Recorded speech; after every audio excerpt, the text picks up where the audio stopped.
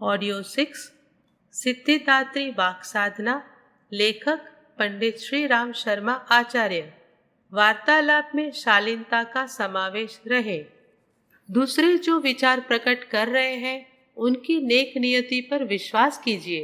यदि उनमें बदनियति छिपी हुई दिखाई पड़े तो भी उनकी दलील पर उसी ढंग से विवेचना कीजिए जैसे कि नेक नियति से कही हुई बात पर की जाती है। तुनक मिजाजी, बिगड़ना, बात बात में अपमान ख्याल करना उचित नहीं। इससे बहस की गंभीरता नष्ट हो जाती है। दूसरों की बातचीत का ढंग कुछ अपमानजनक, दोषपूर्ण हो तो भी उसके बाह्य रूप पर ध्यान न देकर उसके तथ्य पर विचार करना चाहिए। सहानुभूतिपूर्ण रवैया रखने से अयोग्य व्यक्तियों के बीच में भी बहस जारी रखी जा सकती है और किसी ठीक निर्णय पर पहुंचा जा सकता है। सैद्धांतिक बहस में व्यक्तिगत प्रसंगों को भूलकर भी न आने देना चाहिए, अन्यथा बहस का उद्देश्य नष्ट हो जाएगा और व्यर्थ कर्कशता उठानी पड़ेगी। आप खुद ही मत कहते जाइए, दूसरों को भी कहने दीजिए। बीच में बात मत काटिए, वरन पूरी बात सुनने तक ठहरे रहिए। दूसरा किसी प्रसंग को कह रहा है तो उसे पूरा कह लेने दीजिए। इसे तो हम जानते हैं, यह तो हमें पहले ही मालूम है। ऐसा कहने से कहने वाले का तथा दूसरे सुनने वालों का मजा बिगड़ जाता है। अपने विचारों का विरोध होते देख धैर्य खोना उचित नहीं। यह कोई लाजमी बात नहीं है कि आपके विचार ठीक ही हो और उनके विरुद्ध मत रखने का किसी को अधिकार ही न हो। विरोधी पर बिगड़ मत खड़े होइए, वरन धैर्यपूर्वक बात सुनिए और शांति के साथ तर्क और प्रमाणों द्वारा प्रत्युत्तर देकर पुनः अपनी बात की पुष्टि कीजिए। जो बात आपको मालूम नहीं है उसको गलत सलत मत कहिए, वरन प्रश्नकर्ता को अन्य जानकार व्यक्तियों या पुस्तकों की सहायता लेने के लिए कहिए। असमंजस में पड़ने या शर्माने की कोई बात नहीं है। कोई व्यक्ति पूर्ण ज्ञाता होने का दावा नहीं कर सकता। जो बात मालूम नहीं है उसके बारे में स्पष्ट कह देना उचित है, जिससे दूसरों को धोखा न हो और वस्तु स्थिति मालूम होने पर झूठा या बहानेबाज न बनना पड़े। कई लोग प्रश्न से बहुत घबराते हैं। उन्हें लगता है मानो कोई हमारे ऊपर आक्रमण कर रहा है, कुछ इल्जाम लगा रहा है, कोई भेद मालूम कर रहा है या कुछ छीन रहा है। साधारण सी बात के उत्तर में वे आपे से बाहर हो जाते हैं और अंट संट बातें कहने लगते हैं। यह सशंकित, अविश्वास और अनुदार हृदय का लक्षण है। आप उत्तर देने में बहुत उदार रहिए। जानकारी की इच्छा से पूछे गए प्रश्नों का नेक नियति से उत्तर दिया जाए तो प्रश्नकर्ता का यदि कोई अनुचित उद्देश्य रहा हो तो भी बदल जा सकता है। किसी भी जानकारी बढ़ाना उसके साथ में एक प्रकार का उपकार करना है। उपकारी के प्रति कुछ न कुछ कृतज्ञता का भाव होता है, जिसके द्वारा दुर्भाग्य की किसी न किसी अंश में सफाई होती ही है। प्रश्न का उत्तर प्रश्न में देना बेहुदापन है। कोई पूछता है कि लकड़ी की दुकान कहाँ है, आप उत्तर देते हैं मैं कोई लकड़हारा हूँ। कोई पूछता है अमुक व्यक्ति कहाँ मिलेगा, आप उत्तर देते हैं मैं कोई उसका नौकर हूँ। ऐसे उत्तर अनुदारता और घमंडीपन प्रकट करते हैं। सरलता से हाँ या ना में उत्तर दिया जा सकता है। पूछे गए प्रश्न के बारे में जितना जानते हैं उतना बता दीजिए, अन्यथा कह दीजिए मुझे मालूम नहीं। सरलता और मधुरता से जो बात कही जा सकती है उसके लिए प्रश्नवाचक उत्तर देकर कटुता उत्पन्न करने में कुछ अच्छाई थोड़े ही है। अपरिचित व्यक्ति से वार्तालाप आरंभ करते हुए प्रश्नों की झड़ी लगा देना अनुचित है। आपका क्या नाम है, कहाँ रहते हैं, कौन जात है, क्या पेशा करते, कहाँ से आए हैं, कहाँ जा रहे हैं, यह बातें अपरिचित होने की दशा में अचानक पूछना सभ्यता के विरुद्ध है। इसमें उत्तर देने वाले को बुरा लग सकता है, वह उपेक्षा कर सकता है या अंट संट उत्तर दे सकता है। जब तक किसी के स्वभाव के बारे में कुछ जानकारी न हो तब तक अदालत जैसे गवाह पर प्रश्नों की झड़ी लगा देती है, वैसा व्यवहार करना उचित नहीं। यदि किसी का परिचय प्राप्त करना है या स्तब्धता भंग करके वार्तालाप का सिलसिला चलाना है तो किसी आम प्रसंग को लेकर शुरू करना चाहिए। वर्तमान मौसम, फसल, व्यापार, तात्कालिक परिस्थिति, कोई अखबारी खबर, सामने का कोई दृश्य आदि का आधार लेकर बातचीत आरंभ की जा सकती है और फिर स्वभाव संबंधी जानकारी होने पर निजी पूछताछ तक बढ़ा जा सकता है।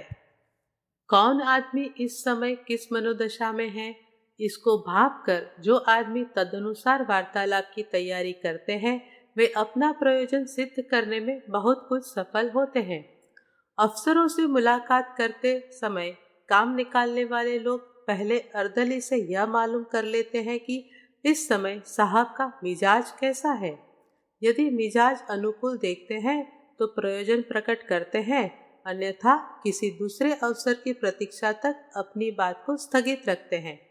यह बात बड़े आदमियों या अफसरों के बारे में ही नहीं है, वरन सर्वसाधारण के बारे में भी है।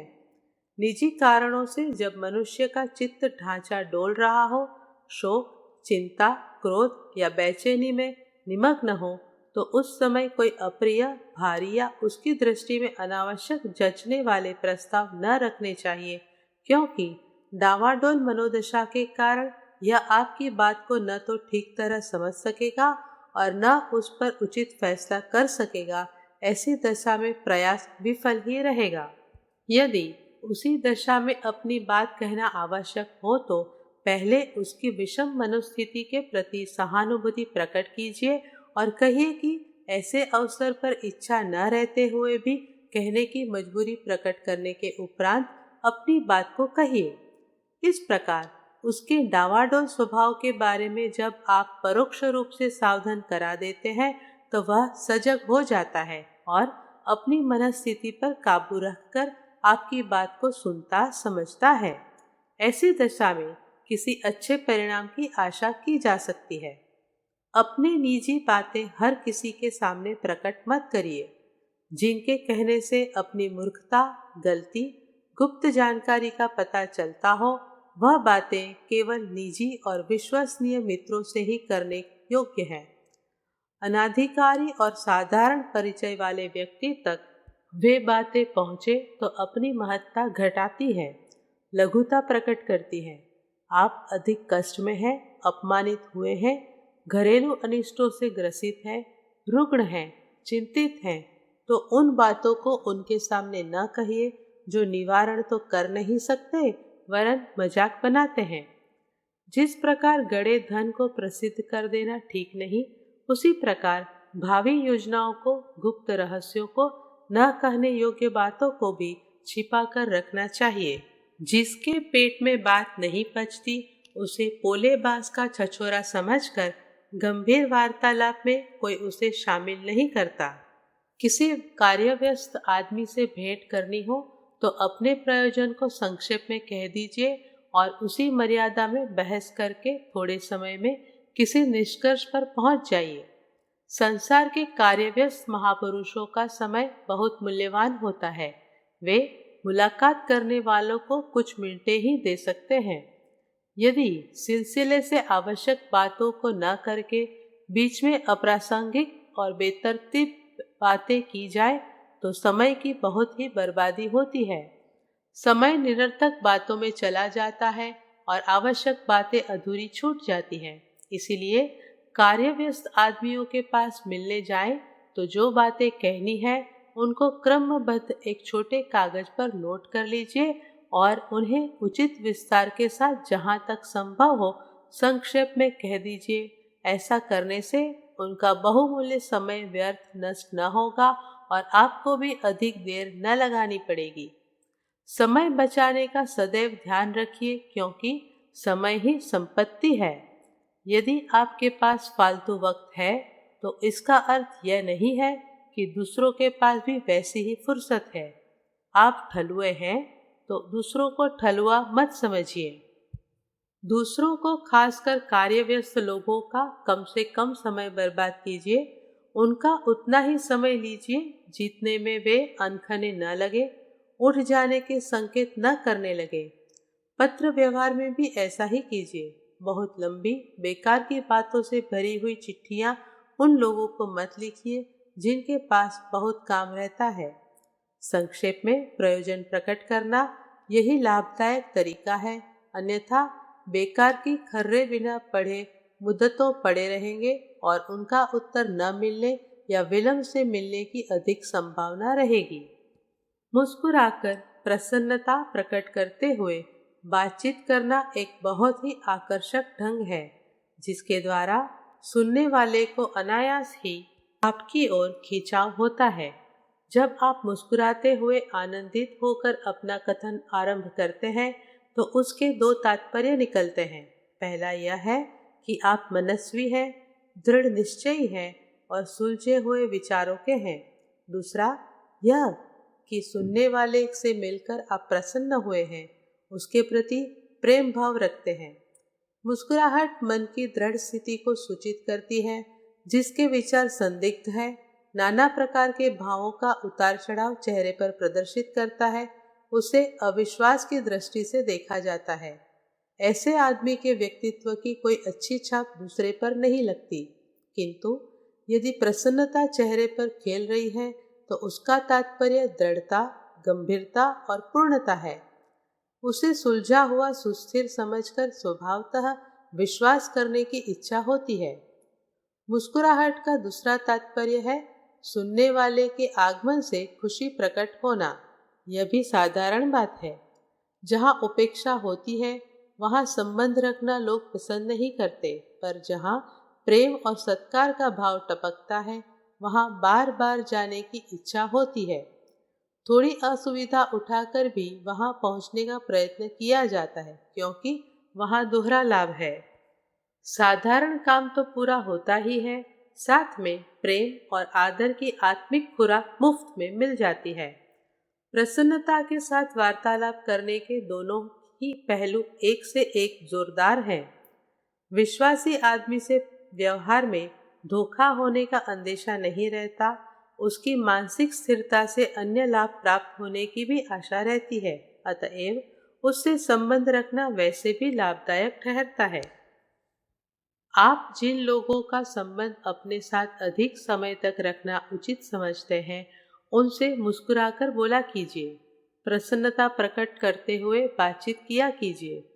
यह ऐसा बेपूंजी का व्यापार है जिसमें खर्च बिल्कुल नहीं, आमदनी बहुत है। जब आप थोड़ा हंसते हैं तो खिलते हुए पुष्प की भांति अपनी सुगंधि चारों ओर बिखेर देते हैं। उस सुगंध से दर्शक और श्रोताओं का मन लुभायमान हो जाता है। पुष्प में रूप और गंध है, मुस्कुराहट में सौंदर्य और मिठास है। भौरे और मधुमक्खियों का जमघट फूल पर रहता है। आपकी मुस्कुराहट पर मुग्ध होकर संबंधियों का समूह पीछे पीछे लगा फिरेगा। आत्मीयता प्रकट करने का अच्छा तरीका यह है कि बराबर वालों का और छोटों का आदर पूर्वक नाम लेकर पुकारिए। नाम के पहले पंडित, बाबू, लाला आदि विशेषण, पीछे शर्मा, वर्मा, गुप्ता आदि गोत्र सूचक पद भी लगाने से नाम आदरयुक्त हो जाता है। वार्तालाप के सिलसिले में बराबर वालों का नाम बीच बीच में कई बार लिया कीजिए। इस तथ्य को समझ लीजिए कि मनुष्य का नाम उसकी भाषा में उसके लिए सबसे मधुर और सबसे महत्वपूर्ण शब्द है। अपना नाम लिए जाते सुनकर मन में एक गुदगुदी सी उत्पन्न होती है, क्योंकि उसमें अपनेपन का भाव है, आत्मीयता का सम्मिश्रण है। महाशय जी, महानुभाव, श्रीमान जी आदि शब्द छूछे और आडंबरमय है। इनसे अपनापन प्रकट नहीं होता। सुनने वाले को कोई विशेष आकर्षण नहीं दिखाई पड़ता, किंतु आदर पूर्वक नाम लेकर पुकारने से सुनने वाले का हृदय उलझ जाता है। बड़ों को उनकी आरंभिक पदवी के साथ जी लगाकर पुकारा कीजिए, जैसे पंडित जी, लाला जी, ठाकुर साहब आदि। यदि उनका कोई और विशेषण है, जैसे नंबरदार साहब, वैद्य जी, डॉक्टर साहब, खजांची साहब, तो उसे कहिए। यदि अधिक निकट का परिचय है तो रिश्तेदारी सूचक संबोधनों का प्रयोग करिए, जैसे चाचा जी, बाबा साहब, भैया जी, ताऊ जी आदि। कुछ रिश्ते जो लघुता सूचक हैं उन्हें कहना उचित नहीं, जैसे साला, भतीजा, भाभी, साली आदि। छोटों को बेटा, नाती कहकर नहीं पुकारना चाहिए, वरन लल्लू, कुंवर साहब जैसे प्रिय शब्दों को काम में लाना चाहिए। स्त्रियों को बेटी, बहन जी या माता जी शब्द आमतौर पर काम में लाने चाहिए। खास रिश्ते की बात अलग है, जिनसे दूर का रिश्ता है उन्हें इन्हीं 3 रिश्तों के अंतर्गत ले आना चाहिए।